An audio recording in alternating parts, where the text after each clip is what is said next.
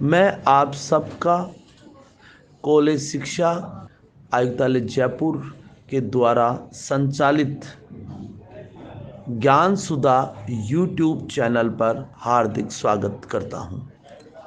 अब बच्चों यहां पर हम लोग बात करते हैं किसकी,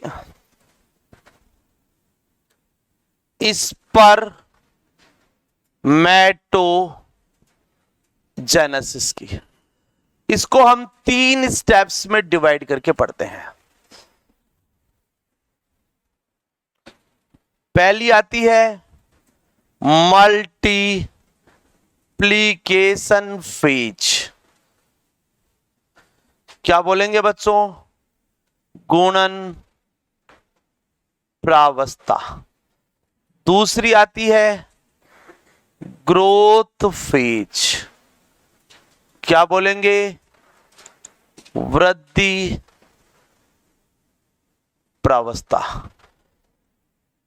तीसरी आती है मैच्योरेशन फेज, या क्या बोलेंगे? परिपक्वन प्रावस्था। क्या बोलेंगे? मैच्योरेशन फेज यानी परिपक्वन प्रावस्था। मल्टीप्लिकेशन फेज, ग्रोथ फेज, और एक क्या कहलाती है बच्चों? मैच्योरेशन फेज यानी कि परिपक्वन प्रावस्था।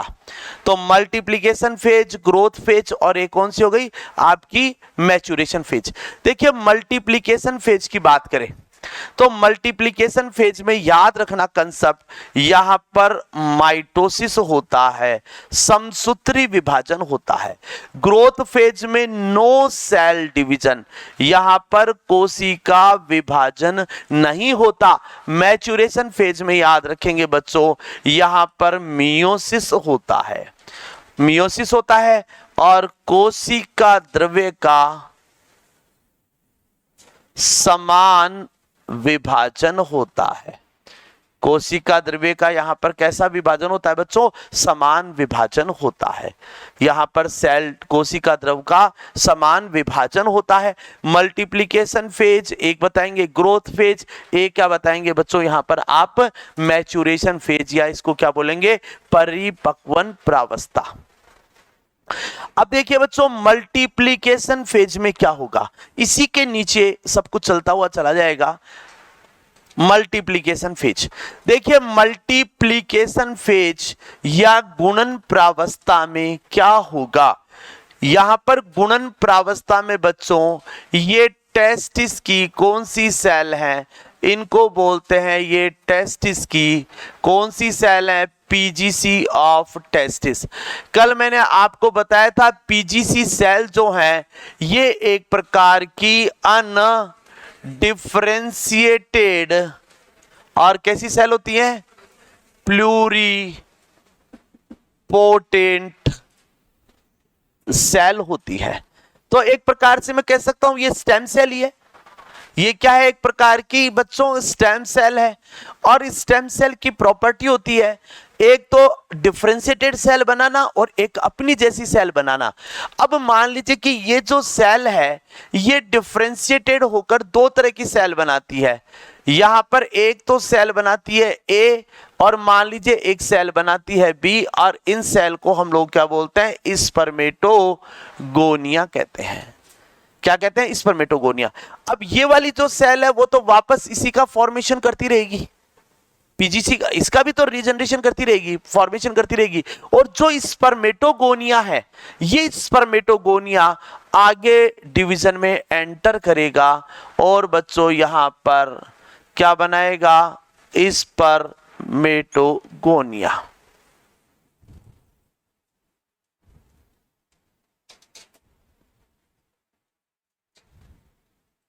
तो ये यहां पर सारे के सारे क्या बन गए? स्पर्मेटोगोनिया। अगर एक सेल के लिए वर्ड यूज करूं तो क्या बोलूंगा? स्पर्मेटोगोनियम।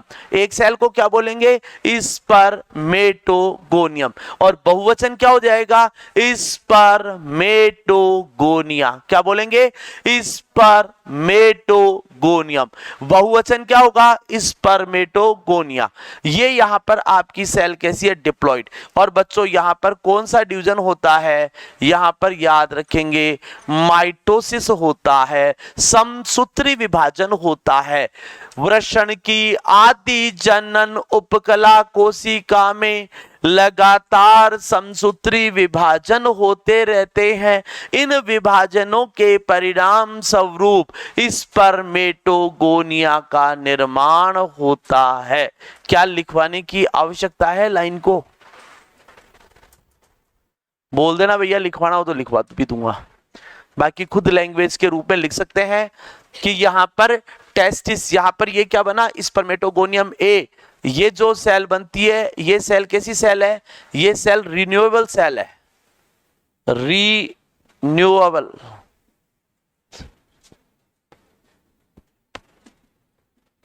ये वापस उसका फॉर्मेशन करती रहेगी।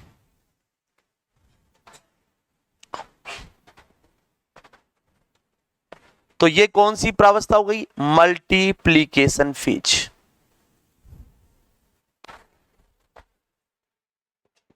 चलें आगे।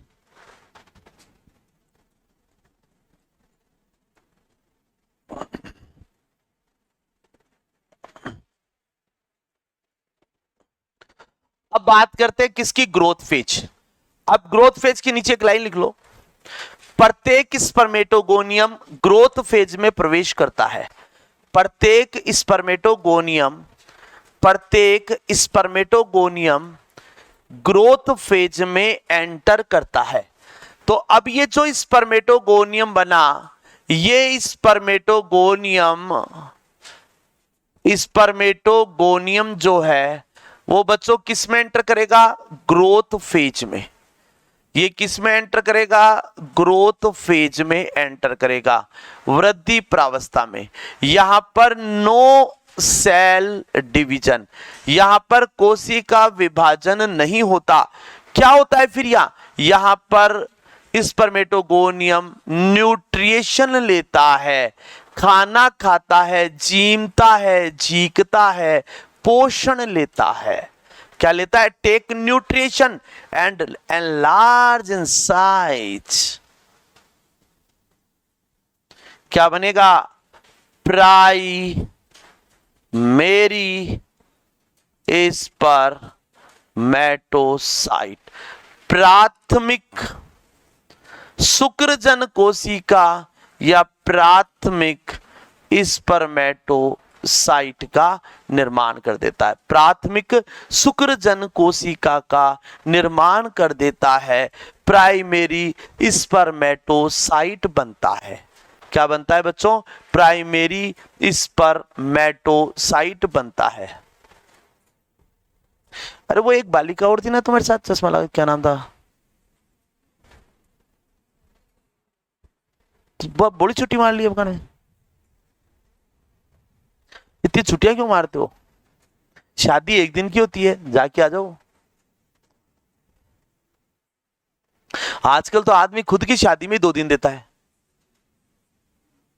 और कोरोना में तो ऑनलाइन ही शादी हो गई थी, 10 मिनट में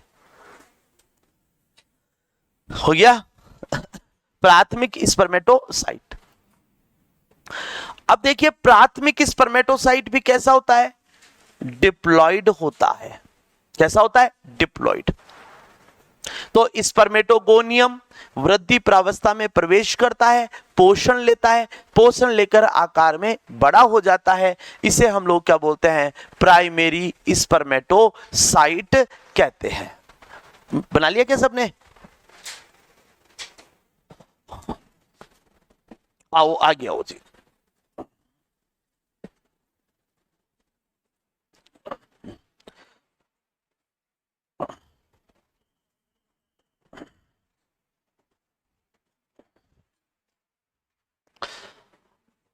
ये साहब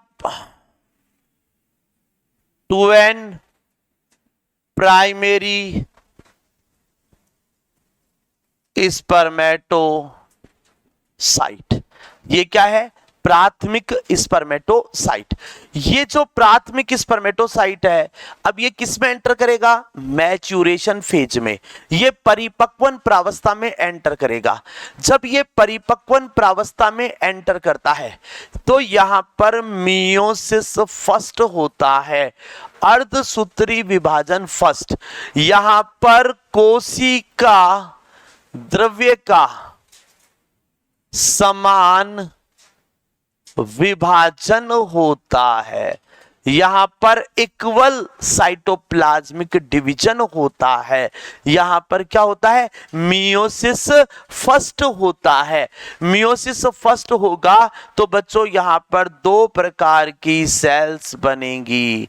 दो प्रकार की सेल्स कैसी बनेंगी? हैप्लॉइड, इनको क्या बोलेंगे? सेकेंडरी स्पर्मेटोसाइट कहते हैं। द्वितीयक शुक्र जन कोशिका कहते हैं। और ये आपकी क्या कहलाती है? प्राथमिक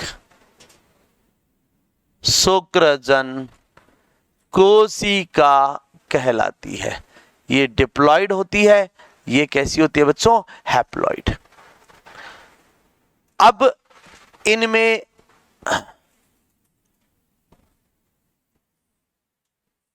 मियोसिस सेकंड होगा। यहां पर भी कोशिका द्रव्य का समान विभाजन, इक्वल साइटोकाइनेसिस। यहां पर कोशिका द्रव का समान विभाजन होगा। समान विभाजन होगा तो बच्चों यहां पर प्रत्येक सेल से दो सेल बन जाएंगी और इन सेल्स को हम लोग क्या बोलते हैं? स्पर्मेटिड्स कहते हैं। हैप्लॉइड होती हैं, गोल होती हैं, नॉन मोटाइल होती है, अचल, और निषेचन करने में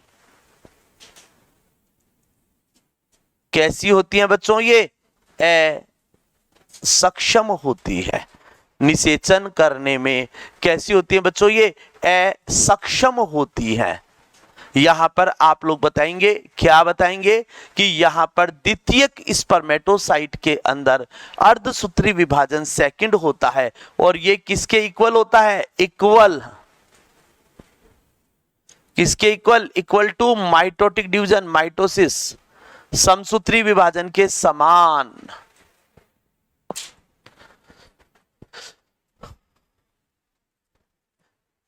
चलो निकिता मैडम बताओ, आप मियोसिस फर्स्ट के बाद में मियोसिस सेकंड की आवश्यकता क्यों पड़ती है?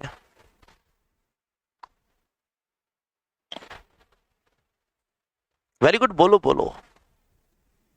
चलो कोई नहीं, आपके पीछे भैया बैठे हैं, वो बताएंगे। हाँ जी,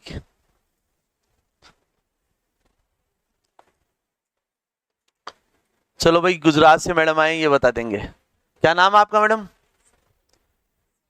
सोनू पटेल। अरे बताओ मैडम।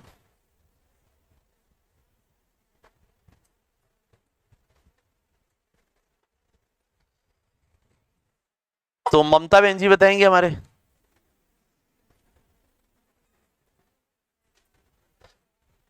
कमलेश जी आप बता दो। आप इसको बंद करके अंदर खड़े होकर काउंट कर लें, रिफ्लेक्शन आता है इसका। तो बच्चों यहां पर आप लोग क्या बताएंगे? यहां पर आप लोग बताएंगे स्पर्मेटिड जो है वो कैसा होता है? आपका गोल होता है, नॉन मोटाइल होता है, निषेचन करने में असक्षम। अब बच्चों यहां पर क्या होगा? मेटामॉर्फोसिस होगा। क्या होगा? यहां पर मेटामॉर्फोसिस होगा। क्या होगा बच्चों? यहां पर मेटामॉर्फोसिस होगा। ये जो क्रिया यहां तक चली, ये तो क्या हुई अभी तक? स्पर्मेटोसाइटोजेनेसिस हुआ। और अब क्या होगा? स्पर्मियोजेनेसिस या स्पर्मियोटीलियोसिस की क्रिया होगी। क्या बनेगा? स्पर्म। यहां पर ये चम्मच आकार के बच्चों क्या बन जाएंगे? स्पर्म।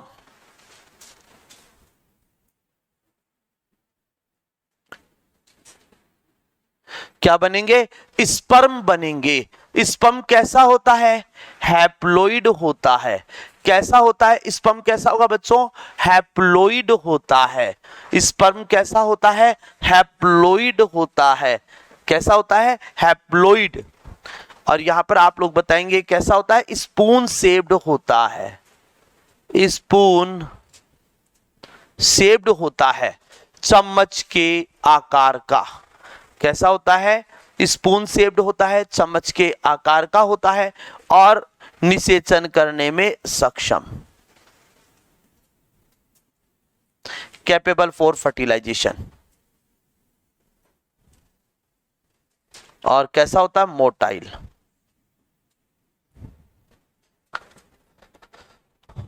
बना लीजिए साहब।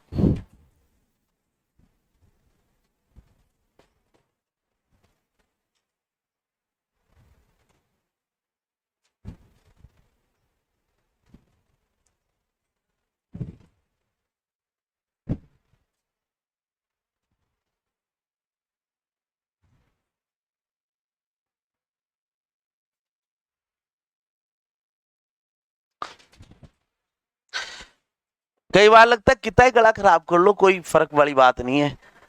मेरे को ऐसा था कि आप सब बता दोगे कि मियोसिस सेकंड की आवश्यकता क्यों पड़ती है? हैं? हाँ, काइनेटोकोर कह दो या आप सेंट्रोमियर का विभाजन के लिए मियोसिस सेकंड चाहिए।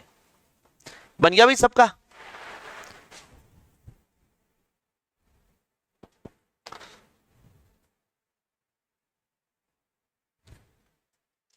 बता दूं क्या?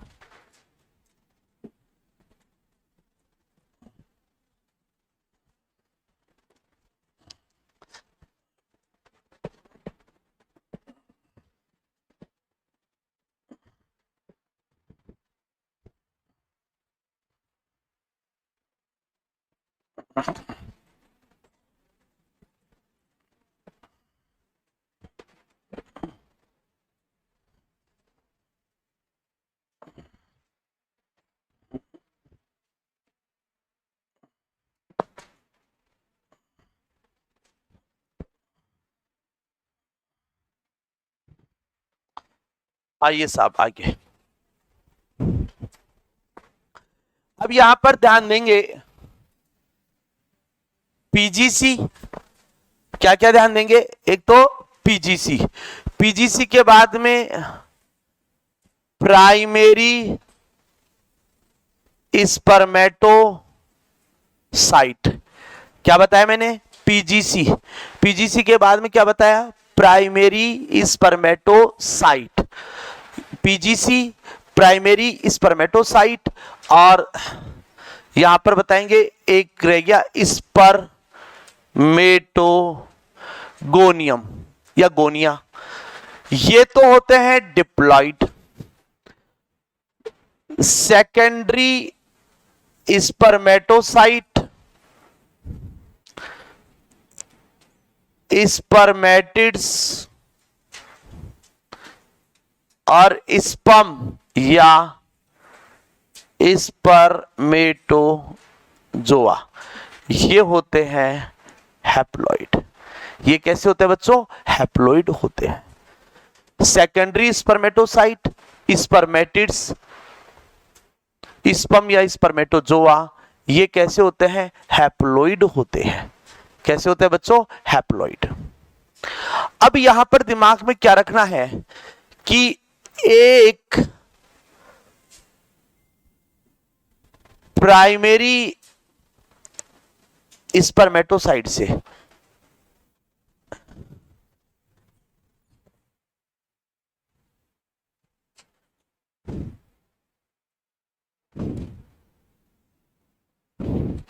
एक प्राइमरी स्पर्मेटोसाइट से यहां पर आप लोग बताएंगे 4 स्पर्म बनते हैं। मतलब एक प्राइमरी स्पर्मेटोसाइट से 2 सेकेंडरी स्पर्मेटोसाइट बनती है और एक सेकेंडरी स्पर्मेटोसाइट से क्या 2 स्पर्मेटिड्स बनते हैं। इसका मतलब एक प्राइमरी स्पर्मेटोसाइट से 4 स्पर्मेटिड्स बनेंगे और एक स्पर्मेटिड से एक स्पर्म या स्पर्मेटोजोआ बनता है। ये चीज दिमाग में रखेंगे। एक प्राइमरी स्पर्मेटोसाइट से 4 स्पर्म, एक प्राथमिक स्पर्मेटोसाइट से यहां पर 2 सेकेंडरी स्पर्मेटोसाइट बनी। आपने क्या किया, टेस्टिस की पीजीसी कोशिकाओं में लगातार समसूत्री विभाजन किया, स्पर्मेटोगोनिया बना। स्पर्मेटोगोनिया आपका ग्रोथ फेज में एंटर करता है, क्या बनाता है, प्राइमरी स्पर्मेटोसाइट बनाता है। आपका प्राथमिक स्पर्मेटोसाइट, आपका स्पर्मेटोगोनिया और आपकी पीजीसी तीनों की तीनों डिप्लॉयड है। अब क्या होगा, प्राथमिक स्पर्मेटोसाइट मल्टीप्लिकेशन उसमें मैच्योरेशन फेज में एंटर करेगा, परिपक्वन प्रावस्था में, और वहां पर वो मियोसिस करेगा और मियोसिस करके वहां पर 4 स्पर्म बनाता है। तो एक प्राइमरी स्पर्मेटोसाइट में मियोसिस फर्स्ट होगा तो 2 सेकेंडरी स्पर्मेटोसाइट बनेंगी। 2 सेकेंडरी स्पर्मेटोसाइट के अंदर आगे आप लोग बताएंगे कि यहां पर एक से क्या बनेंगे, 2 स्पर्मेटिड, और इस प्रकार एक प्राथमिक शुक्रजन कोशिका से 4 स्पर्मेटिड बनते हैं और एक स्पर्मेटिड से एक स्पर्म। क्या आपको ये बातें समझ में आ गई सबको? ये वही बात है जो प्लांट के अंदर आपने पढ़ी थी, क्या कि एक स्पोर मदर सेल के अंदर मियोसिस होने से 4 माइक्रो स्पोर बनते हैं। यहां पर भी कितने बन रहे हैं, 4। अब आपसे परीक्षा में सवाल पूछा जाए, क्या क्वेश्चन लिख लीजिए।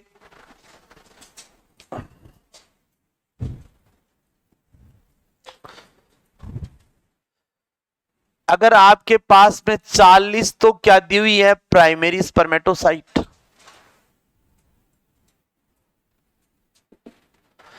और 40 ही क्या दी हुई है आपके पास में, प्राइमरी oocyte।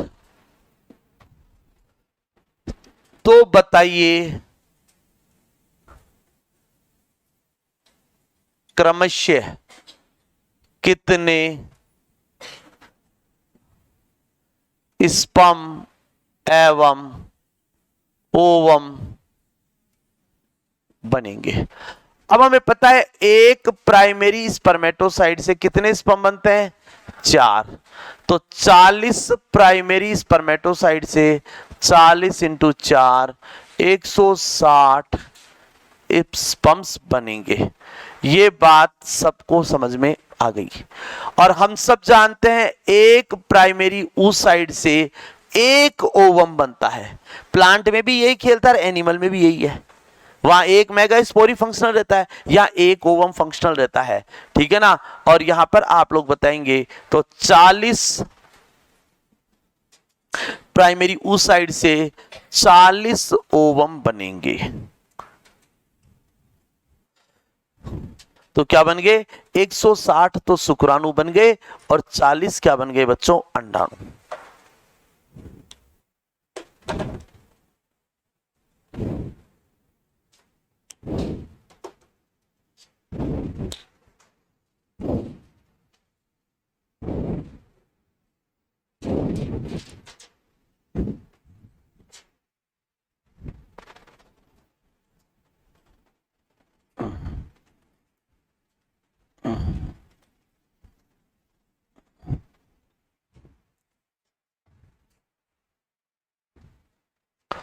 हो गया होगा सबका।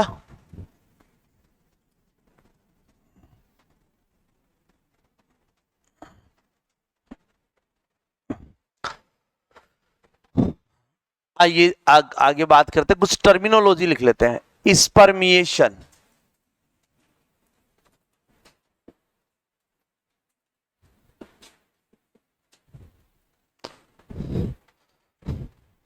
स्पर्मिएशन देखिए स्पर्म का सर्टोली सेल से बाहर निकलना, एक्चुअली में प्रारंभ में स्पर्म सर्टोली सेल्स के अंदर दसे हुए रहते हैं। तो यहां पर क्या बताएंगे, स्पर्म का या स्पर्मेटोजोआ का सर्टोली सेल्स से बाहर निकलना क्या कहलाता है, स्पर्मिएशन कहलाता है। स्पर्मिएशन। एक होता है सेमिनेशन, एक क्या होता है, सेमिनेशन। नोट कर लीजिए।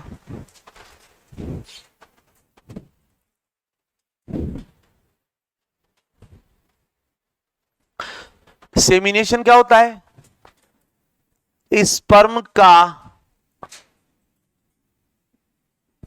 टेस्टिस से बाहर निकलना।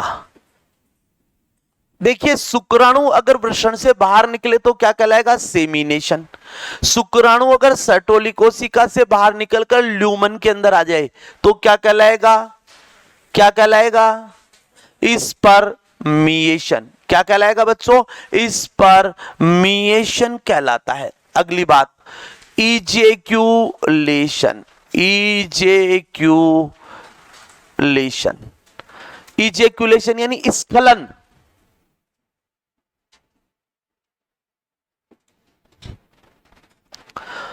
स्पर्म का बॉडी से बाहर निकलना, यानी कि शरीर से बाहर निकल जाना, ठीक है ना, ये क्या कहलाएगा, इजेक्यूलेशन। एक होता है बच्चों इंसेमिनेशन, वीर्य सेचन, यानी कि स्पर्म का पेनिस की सहायता से वेजाइना में ट्रांसफर।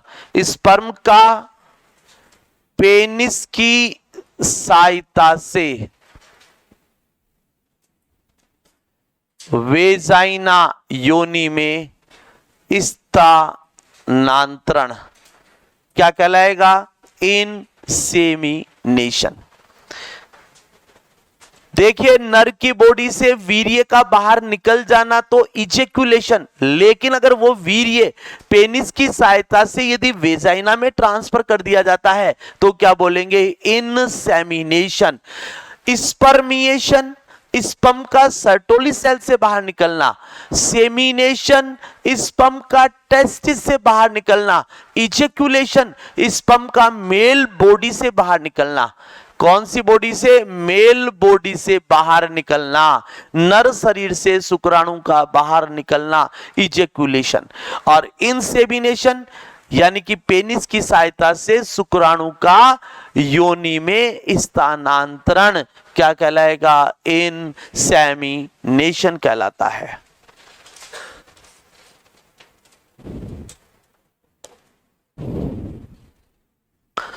मिटा दूं उसको। यहां तक किसी को कोई बात समझ में नहीं आई हो, दोबारा बताना हो तो दोबारा चर्चा करें, नहीं तो आगे बढ़ जाते हैं। क्लियर बच्चों सबको?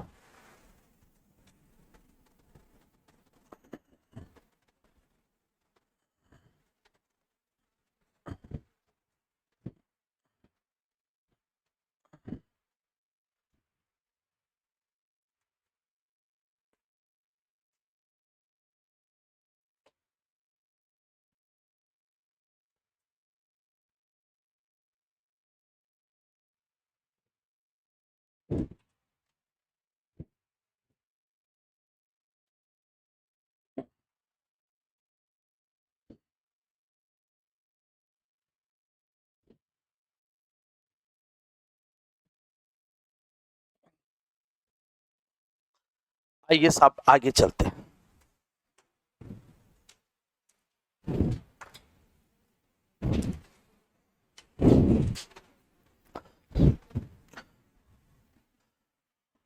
हाइपोथैलेमस, हाइपोथैलेमस से एक हार्मोन निकलता है जिसको बोलते हैं GnRH, गोनेडोट्रोपिन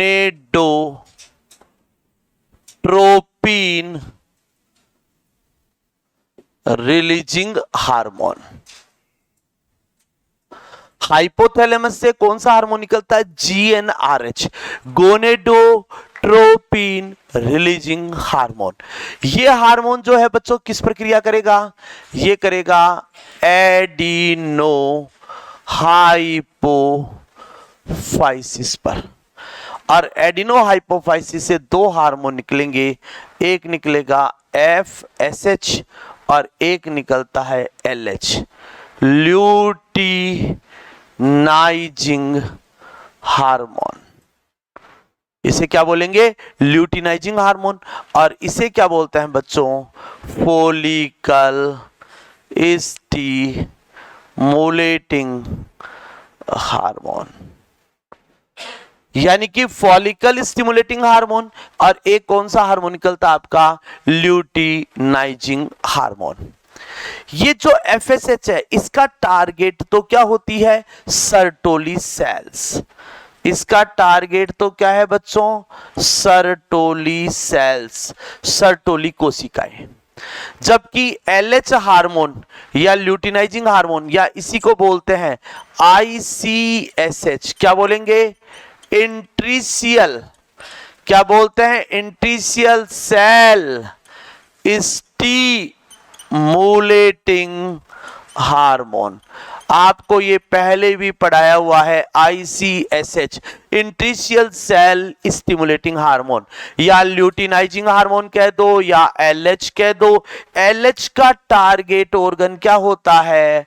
लेडिंग सेल्स।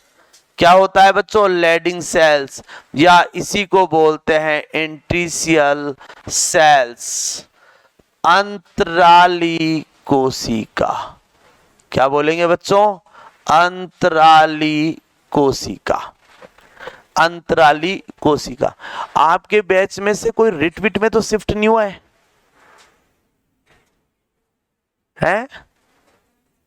क्या हुआ? कौन हुआ है? क्या नाम है? क्या? निरोज। तो फॉलिकल स्टिमुलेटिंग हार्मोन FSH और LH आपका ल्यूटिनाइजिंग हार्मोन। भाई देखिए, कोई शिफ्टिंग करता है मेरी नॉलेज में अवश्य रहना चाहिए। ल्यूटिनाइजिंग हार्मोन, लेडिंग सेल्स, या आप लोग क्या बताएंगे? इंट्रीशियल। अब आपका FSH हार्मोन जो है वो सर्टोली सेल्स पर काम करेगा। सर्टोली सेल्स पर जब ये काम करेगा बच्चों, तो सर्टोली सेल्स पर काम करेगा तो सर्टोली सेल्स यहां पर कौन कौन से हार्मोन निकालेगी? एक तो निकालती है इनहिबिन हार्मोन, एक क्या निकालती है? ये AMH, एंटी मुलेरियन हार्मोन। कौन सा हार्मोन निकालती है? एक तो इनहिबिन हार्मोन, एक कौन सा निकालती है? एंटी मुलेरियन हार्मोन, और एक निकालती है बच्चों ये ABP, एंड्रोजन बाइंडिंग प्रोटीन। क्या क्या निकालती है? इनहिबिन, एंटी मुलेरियन हार्मोन, और एक क्या निकालती है? Androgen binding protein. तो सर्टोली कोशिका से 3 हार्मोन स्रावित होते हैं, इनहिबिन हार्मोन, AMH और ABP। अभी थोड़ी देर में इनके फंक्शंस डिस्कस करेंगे। और लेडिंग कोशिका से एक हार्मोन निकलता है, कौन सा? Testosterone hormone. कौन सा हार्मोन निकलता है बच्चों? Testosterone hormone. कौन सा निकलता है? Testosterone hormone. यहां पर आप बताएंगे लेडिंग सेल्स या इंट्रीशियल सेल, अंतराली कोशिका से एक हार्मोन निकलता है जिसको आप लोग क्या बोलेंगे? टेस्टोस्टेरोन हार्मोन कहेंगे। क्या कहेंगे बच्चों?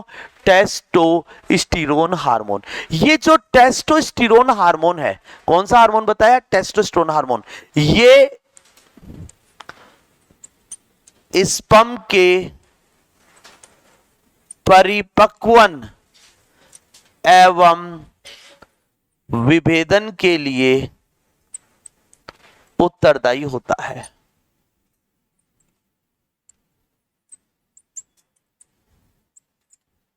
Responsible for maturation and differentiation of sperm. तो देखिए हाइपोथैलेमस, यहां पर एक हार्मोन निकलता है जिसको आप लोग बोलते हैं GnRH। कौन निकालता है? हाइपोथैलेमस। और GnRH किस पर क्रिया करेगा? एडिनो हाइपोफाइसिस पर। और एडिनो हाइपोफाइसिस से क्या निकलेगा? FSH। और क्या निकलेगा बच्चों? LH।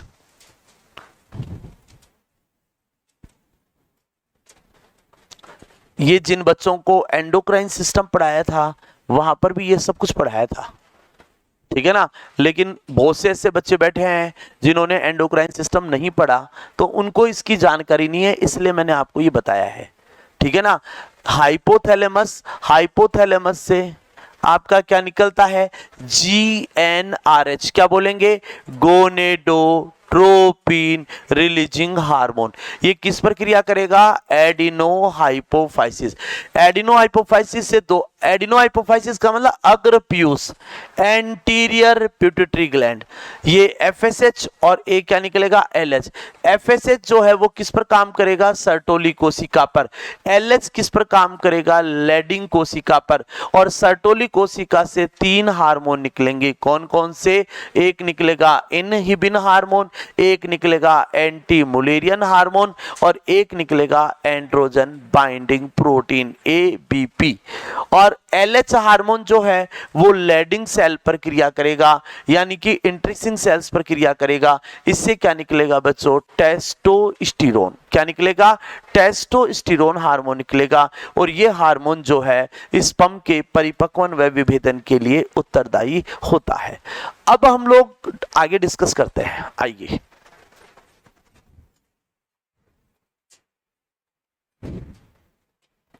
एक बार इसको समझा, ये समझ में आ गया सबको? मैं अभी फंक्शन समझाऊंगा सर्टोली सेल्स का, उससे पहले मैं आपको TS ऑफ टेस्टिस की थोड़ी जानकारी दे देता हूं।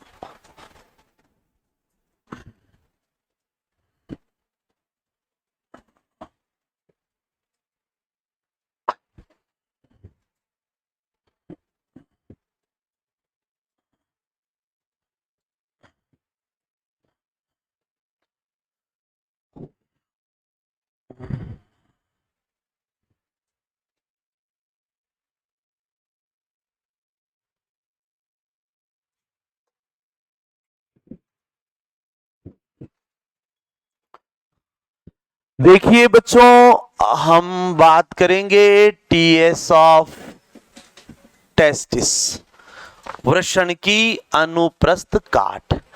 हम सब जानते हैं टेस्टिस की संरचनात्मक एवं क्रियात्मक इकाई क्या होती है? Seminiferous tubules.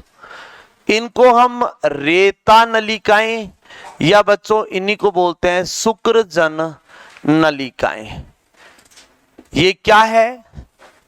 ये टेस्टिस की संरचनात्मक एवं क्या होती है बच्चों?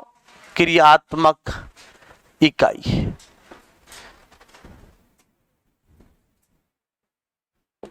उसको हम लोग क्या बोलते हैं? सेमिनिफेरस ट्यूब्यूल्स कहते हैं। क्या कहते हैं? Seminiferous tubules. अब देखिए हम TS काटते हैं। अगर हम लोग TS काटें तो हमें कुछ इस तरह की सेल्स नजर आती हैं।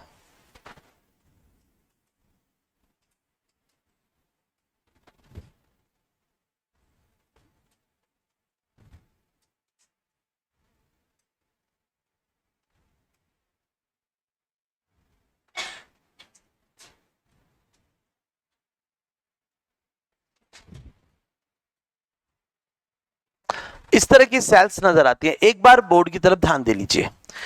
अब यहां पर देखें तो यहां पर कुछ विशेष प्रकार की कोशिकाएं नजर आती हैं। इन कोशिकाओं को बच्चों हम लोग क्या बोलते हैं, ये कहलाती हैं आपकी कौन सी कोशिकाएं कहलाती हैं, ये सर्टोली सेल्स कहलाती हैं। कौन सी सेल्स बनाई है बच्चों, ये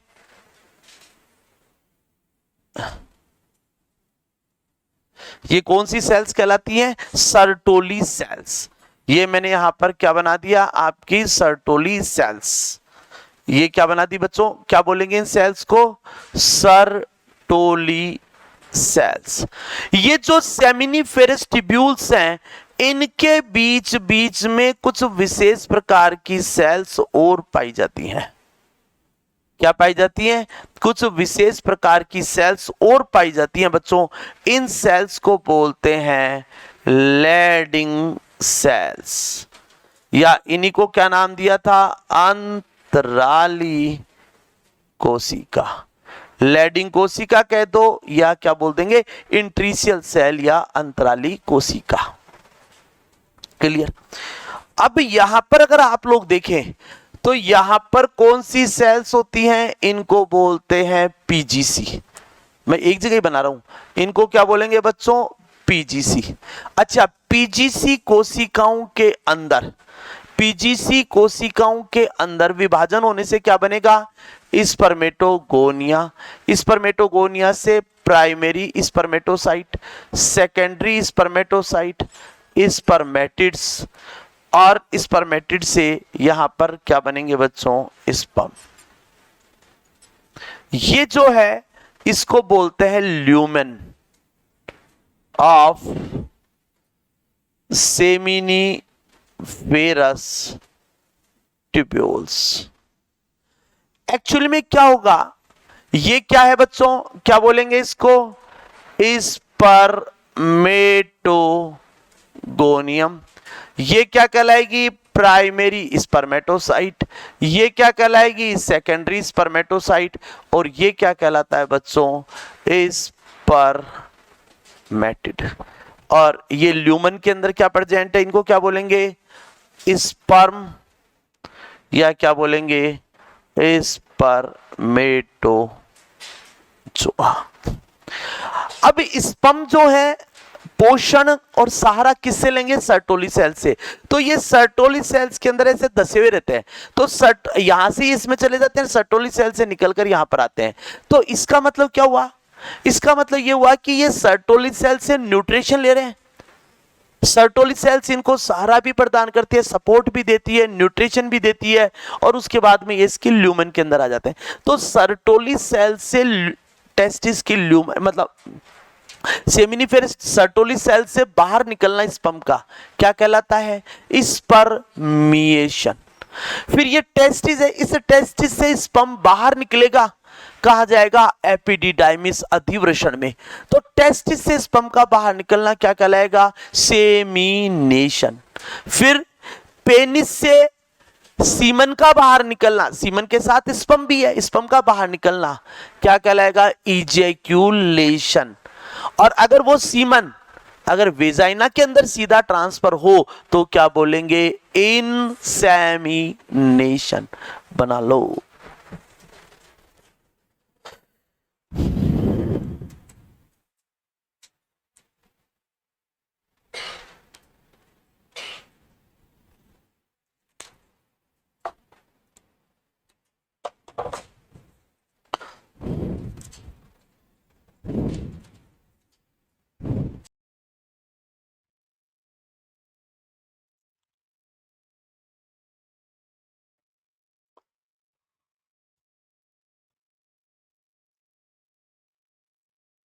अपन ऑनलाइन पर YouTube चैनल पर वापस क्वेश्चन का स्टार्ट करें, पर आप लोगों में देखते ही नहीं है यार, हैं देखते कम बच्चे हैं, इसलिए फिर क्या वो मन नहीं होता कि बहुत जाके मेहनत भी करें यार, कोई मतलब नहीं निकलता फिर।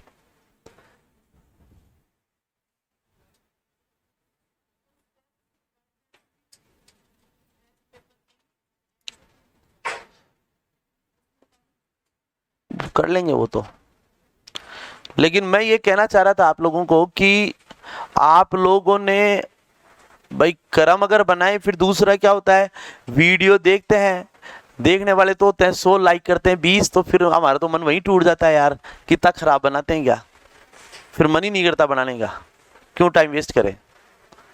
भाई आपको इतना टाइम ही नहीं होता है कि एक उसको भी दबा दें, डिसलाइक को ही दबा दो, इससे बढ़िया तो लाइक नहीं करो, तो कुछ तो दबाओ साला, फिर मन नहीं होता।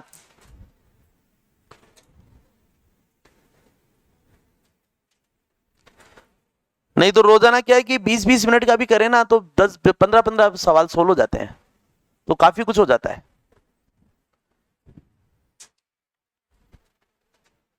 देखते हैं कि अपना टेलीग्राम वो बनाते हैं पहले, तो वो वैसा नहीं बनाएंगे जो पिछली बार रोशन से बनवा लिया यार, आलतू फालतू चीजें ज्यादा चल गई उसमें। बिठा देंगे इसको, बन गया भाई सबका, सबको समझ में आ गया होगा ये। अब आप बच्चों लिखिए फंक्शन ऑफ सर्टोली सेल्स।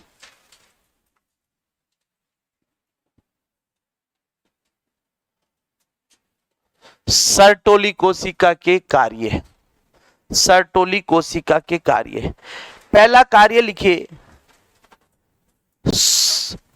ये परिवर्तित हो रहे शुक्राणुओं को पोषण प्रदान करती है, न्यूट्रिशन प्रोवाइड करती है। डेवलपिंग स्पर्मेटोजोआ को, डेवलपिंग शुक्राणु, डेवलपिंग स्पर्म, परिवर्तित हो रहे स्पर्म को पोषण प्रदान करती है, खाना खिलाती है, जिमाती है, न्यूट्रिशन देती है। दूसरा काम, ये स्पर्म को सपोर्ट प्रदान करते हैं, ये स्पर्म को क्या करते हैं बच्चों, सहारा प्रदान करते हैं।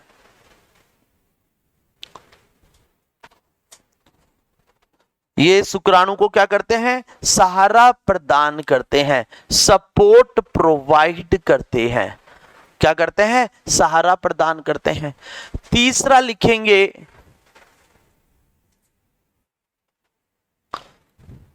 Sertoli cells, Sertoli cells, Sertoli cells blood एवं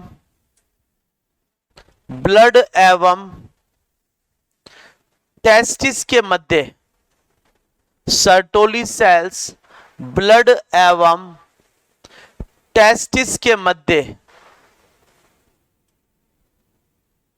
एक ब्लड टेस्टिस बैरियर बनाती हैं, एक ब्लड टेस्टिस बैरियर रुधिर वृषण अवरोधक स्तर बनाती है, रुधिर वृषण अवरोधक स्तर बनाती है। ब्लड टेस्टिस बैरियर बनाती है, ब्लड टेस्टिस बैरियर बनाती है। ये बैरियर एंटीबॉडीज को, ये बैरियर एंटीबॉडीज को टेस्टिस में आने से रोकता है।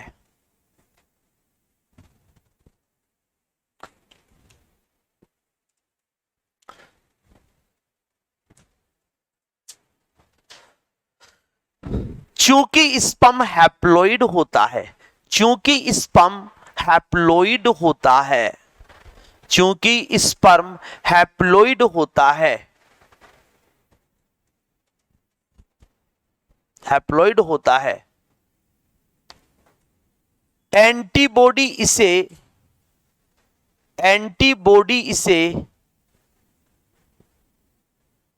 एक एंटीजन के रूप में आइडेंटिफाई करती है, पहचान करती है।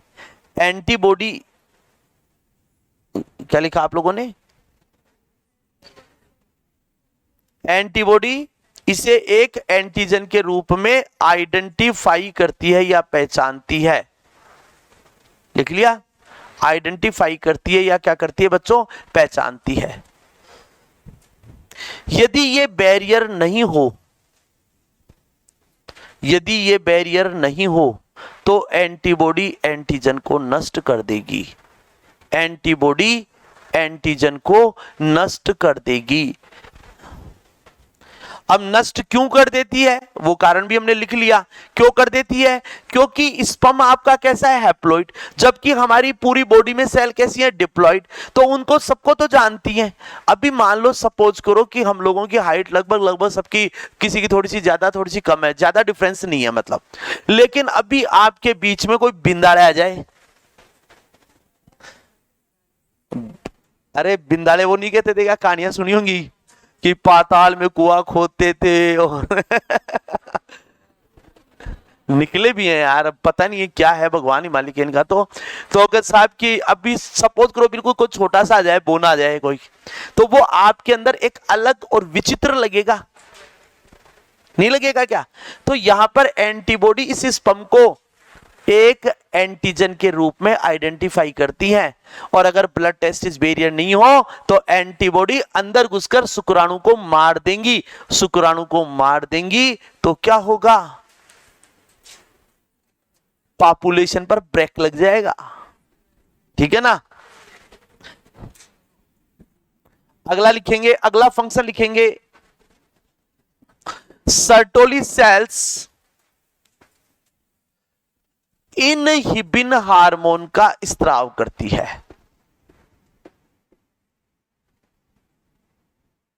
इनहिबिन हार्मोन का,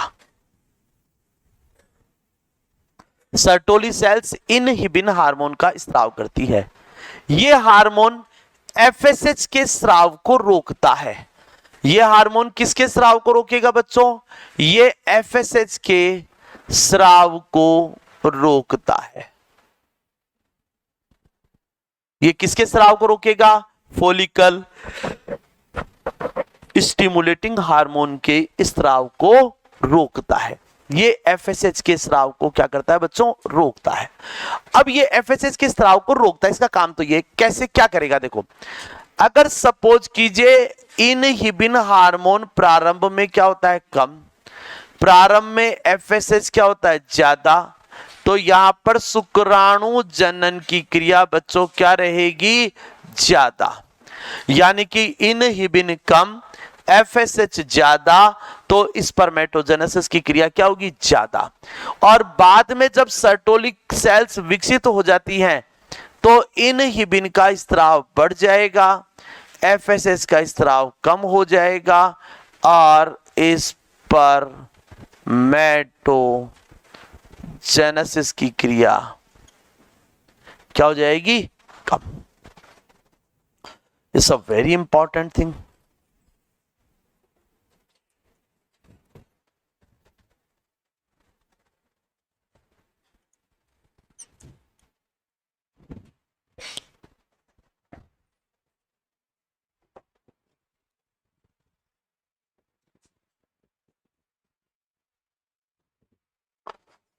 मिटा देंगे इसको।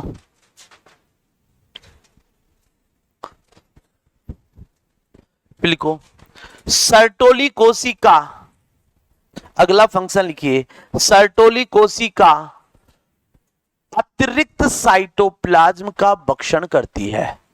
सर्टोली कोशिका अतिरिक्त साइटोप्लाज्म का भक्षण करती है। सर्टोली कोशिका अतिरिक्त कोशिका द्रव्य का भक्षण करती है। Destroy the excess cytoplasm. अगला लिखेंगे सर्टोली कोशिका ये तो हो ही गया। सर्टोली कोशिका एंटी मुलेरियन हार्मोन का स्त्राव करती है। एंटी मुलेरियन हार्मोन का स्त्राव करती है। सर्टोली कोशिका एंटी मुलेरियन हार्मोन का स्त्राव करती है। सर्टोली कोशिका एंटी मुलेरियन हार्मोन का स्त्राव करती है। ये हार्मोन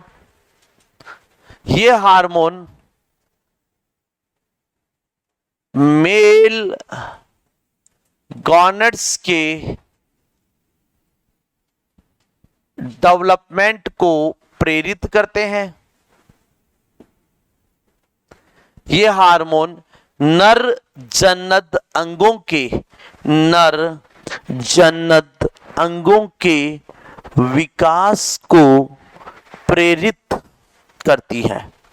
नर जनद अंगों के विकास को प्रेरित करती है, जबकि फीमेल गॉनड्स के डेवलपमेंट को रोकती है। ये किसको प्रेरित करती हैं? नर जनद अंगों के विकास को प्रेरित करती हैं। मेल गोनड्स के डेवलपमेंट को प्रेरित करती हैं, फीमेल गोनड्स के डेवलपमेंट को रोकती है। बात समझ में आ गई सबको?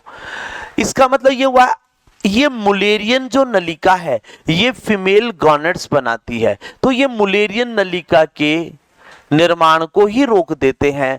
मुलेरियन नलिका नहीं बनेगी तो फीमेल गॉनड्स नहीं बनेंगे, और फीमेल गॉनड्स नहीं बनेंगे तो मेल गॉनड्स का फॉर्मेशन होगा। बात समझ में आ गई? आगे आइए।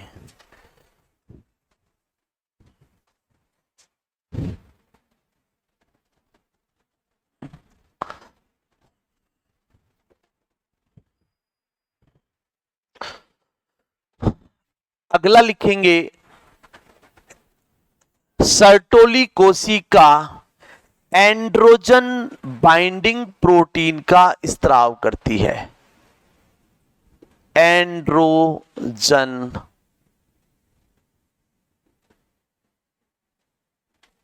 बाइंडिंग प्रोटीन का स्त्राव करती है। एंड्रोजन बाइंडिंग प्रोटीन का स्त्राव करती है। किसका स्त्राव करती है बच्चों? एंड्रोजन बाइंडिंग प्रोटीन का स्त्राव करती है। एंड्रोजन बाइंडिंग प्रोटीन का स्त्राव करती है। एबीपी का स्त्राव करती है। एंड्रोजन बाइंडिंग प्रोटीन का स्त्राव करती है। क्लियर बच्चों? अब आप यहीं पर बताएंगे, क्या बताएंगे कि ये जो एंड्रोजन बाइंडिंग प्रोटीन क्या करेगी? लिखो, ये टेस्टोस्टेरोन हार्मोन की सांद्रता को बढ़ाती है। कंसंट्रेट द टेस्टोस्टेरोन हार्मोन, यह टेस्टोस्टेरोन हार्मोन की सांद्रता को बढ़ाती है। Increase the concentration of testosterone hormone, ये टेस्टोस्टेरोन हार्मोन की सांद्रता को बढ़ाती है। ये साहब आपके सर्टोली कोशिका के क्या हो गए? फंक्शन।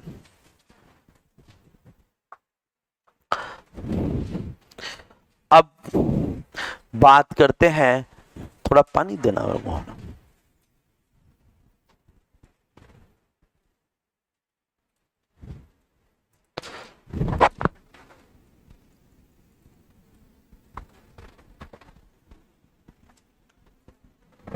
मंडे से आप इकोलॉजी की नोटबुक साथ में ले आना।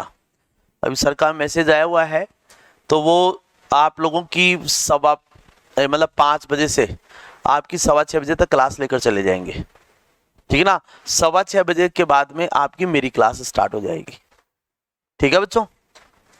है ना? इकोलॉजी का आप लोगों का उसमें में भी शायद अब इकोलॉजिकल पिरामिड, इकोसिस्टम वगैरह वो वाला पार्ट चालू हो जाएगा आपका, है ना? वो तो हो गया ना, रिलेशन म्यूटुअलिज्म वगैरह, सिम्बायोटिक, वो तो सब हो गए हैं। चल ही रहा है क्या?